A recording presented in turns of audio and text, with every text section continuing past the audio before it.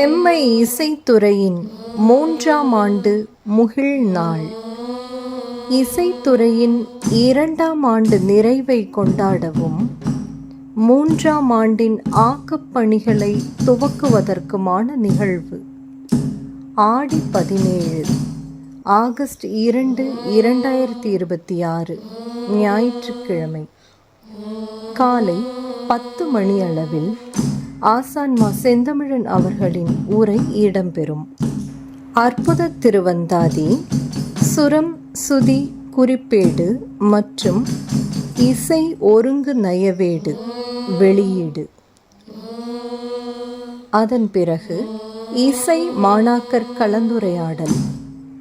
மதியம் 3 மணி அளவில் இசை நிகழ்ச்சி நடைபெறவுள்ளது.